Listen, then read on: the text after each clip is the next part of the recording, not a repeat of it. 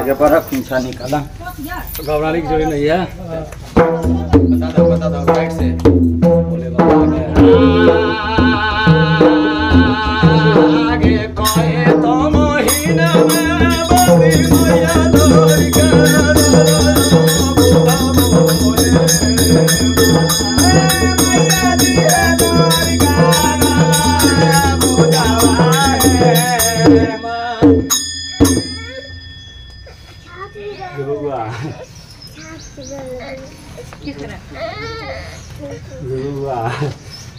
खबर में खोइछा पसार दलू और जे बालक के लेल और तू गबर में और खोइछा पसार दलू और खोइछा भर दे दे गबर में फिर लौट आएगा आएगा लौट का।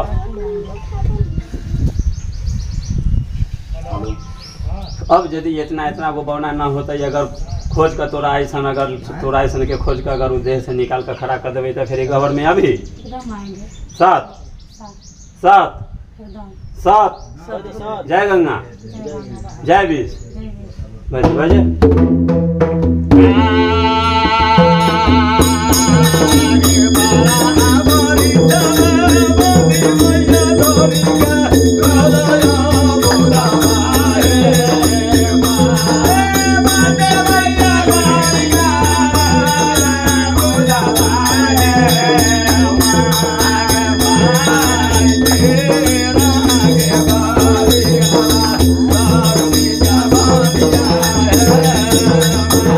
Yeah.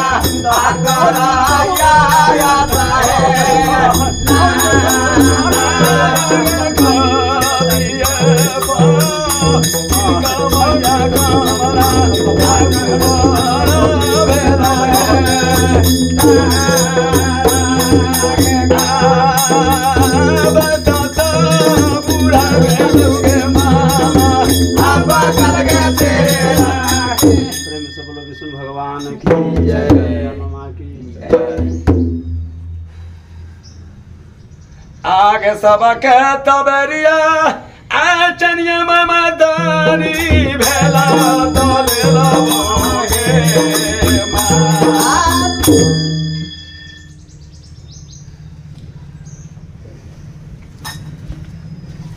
बउआ पूरा पूरा दिन पर बच्चा होइ छै फिर भी इतने वो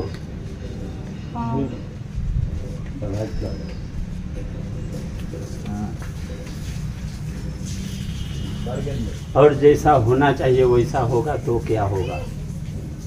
और वो दरबार में आइए जा, आएंगे ना। जब तक तुम्हारा ये ठेवना चलेगा धरती पर और ये ठेवना काम करके लाएगा तब तक, और जिस दिन ये ठेहुन ये थक जाएगा वो दिन के बाद कहानी खत्म। उस दिन बाबा विष्णु समझ जाएंगे जो ये अब चलने लायक नहीं है। ठीक है, फिर जन्म लेगा वो राज करेगा, फिर तुमको बैठा के खिलाएगा वो।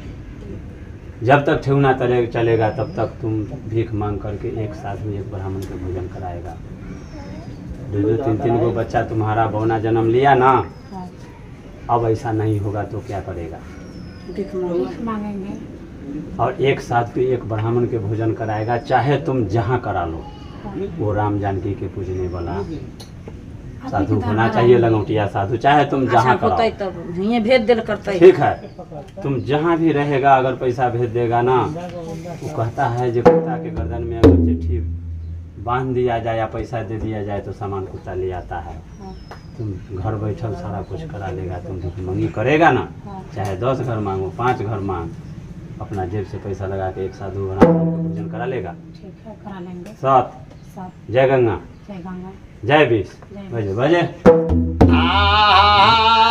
आगे अन्हारा के आँख दे रे आचनिया मामा कोरिया के काया के आचनिया मामा कोरिया के काया के